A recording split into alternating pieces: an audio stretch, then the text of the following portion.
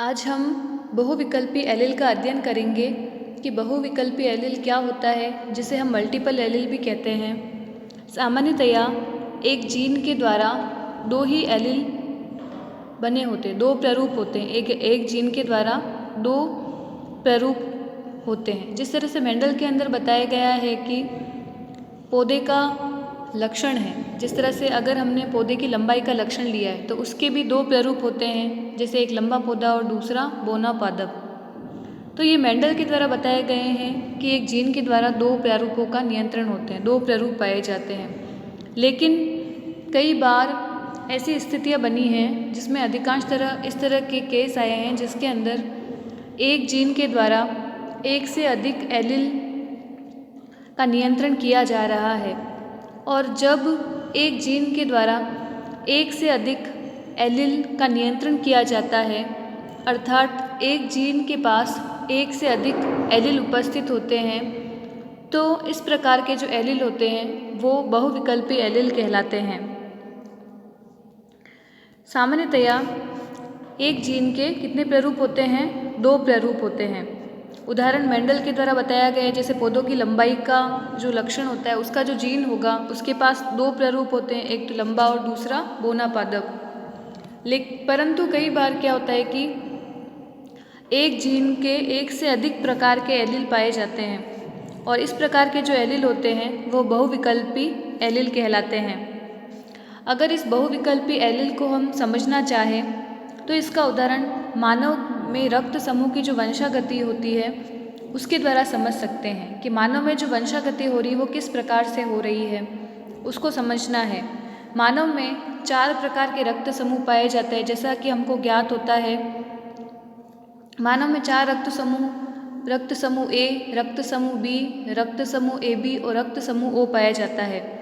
और ये सभी जो रक्त समूह होते हैं वो जिन एलील के द्वारा नियंत्रित होते हैं उनका नियंत्रण केवल एक ही जीन के द्वारा होता है। अर्थात कि जीन तो एक है लेकिन उसके एलील जो होते हैं वो 3 पाए जाते हैं।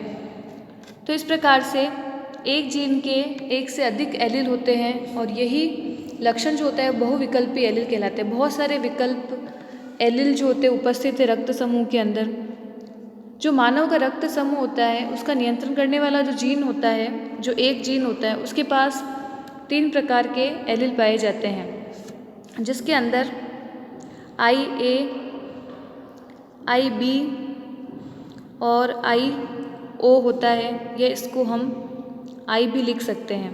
तो इस प्रकार से एक जीन होते हैं उसके 3 एलील उपस्थित होते हैं, IA, IB और IO, या इसको I भी लिख सकते हैं।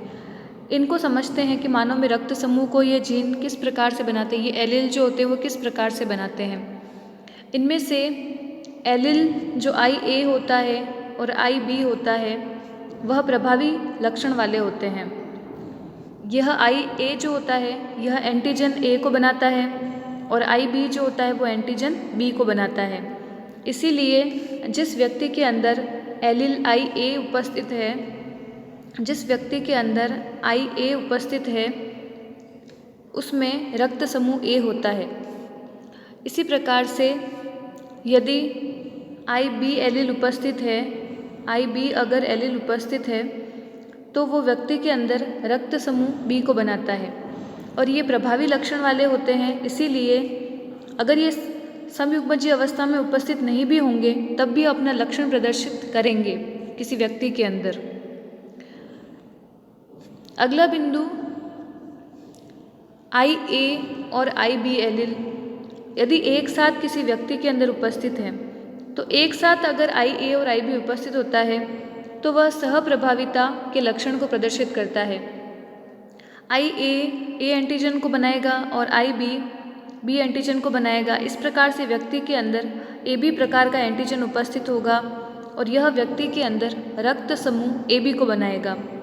तो इस तरह से पहला रक्त समूह A जिसमें A एंटीजन होता है, दूसरा रक्त समूह B बनता है जिसमें एंटीजन B होता है, यानी कि एलील IB प्रेजेंट होता है। तीसरा रक्त समूह AB होता है जिसमें पाया जाने वाला एलील जो होता है वह IA और IB होगा। इस प्रकार से बनेगा। उसी प्रकार से अगला जो होता है एलील वह I-O होता है।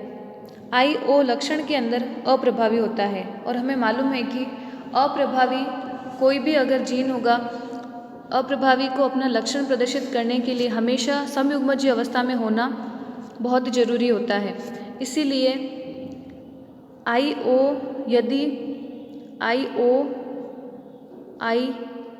स्थिति में या फिर इसको हम I इस तरह से भी प्रदर्शित कर सकते हैं। अगर ये समयुग्मजीय अवस्था उपस्थित है तो व्यक्ति के अंदर रक्त समूह O उपस्थित होगा क्योंकि यह अप्रभावी होते हैं। तो इस प्रकार से मनुष्य के अंदर रक्त समूह का बनाता है यह। रक्त समूह तो 4 होते हैं लेकिन इनका नियंत्रण जो होता है वह 3 एलील के द्वारा होता है और यह इनका नियंत्रण जो होता है वह एक जीन के द्वारा होता है।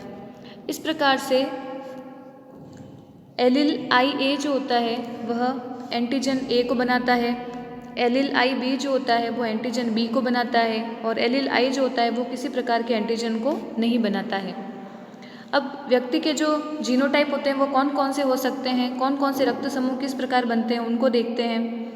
यदि व्यक्ति के अंदर IA और IA समयुग्मजीय अवस्था में उपस्थित होते हैं तो यह रक्त समूह A को बनाता है। क्योंकि यह प्रभावी लक्षण वाला है इसीलिए यह अगर समयुग्मजीय अवस्था में उपस्थित नहीं भी होगा तो भी एक एलील IA के उपस्थित होने पर भी ये रक्त समूह A को बनाएगा। इसी प्रकार से यदि व्यक्ति के अंदर IA और IB एलील उपस्थित दोनों एक साथ उपस्थित है तो यह व्यक्ति के अंदर सहप्रभाविता के लक्षण को बनाता है और व्यक्ति का रक्त समूह जो होता है वह AB होता है। तो इस प्रकार से व्यक्ति का रक्त समूह जो होगा वह AB होगा। अगर हम बात करें रक्त समूह AB, ये रक्त समूह AB हो गया। यदि IA एलील और IB एक साथ उपस्थित तो रक्त समूह कौन सा बनाएगा? AB रक्त समूह बनाएगा व्यक्ति के अंदर। इसी प्रकार से यदि एलील IB और IB समयुग्मजीय अवस्था में उपस्थित हैं या विषम युग्मजीय अवस्था में भी उपस्थित है तो यह हमेशा रक्त समूह B को बनाएगा। ऐसा क्यों होगा? ऐसा इसलिए होगा कि IB जो एलील होता है, IB एलील प्रभावी लक्षण वाला होता है, इसलिए समयुग्मजीय अवस्था में उपस्थित रहने पर भी यह रक्त समूह B को बनाएगा व्यक्ति के अंदर। और अगर विषम युग्मजीय अवस्था में उपस्थित होता है तब भी व्यक्ति के अंदर रक्त समूह B को बनाएगा। इसको अपना लक्षण प्रदर्शित करने के लिए समयुग्मजीय अवस्था में उपस्थित होने की कोई आवश्यकता नहीं होती है। हमारा अंतिम जो रक्त समूह होता है वो रक्त समूह O होता है। रक्त समूह O किस प्रकार बनता है?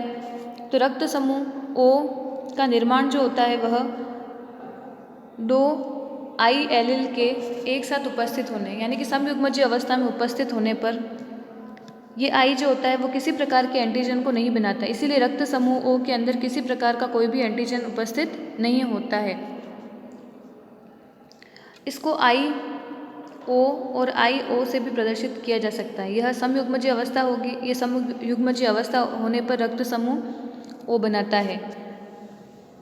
तो इस प्रकार से हमारे रक्त समूह होते हैं जिसमें से रक्त समूह AB जो होता है वो सार्वत्रिक ग्राही होता है और रक्त समूह जो O वाला होता है वह सार्वत्रिक दाता होता है।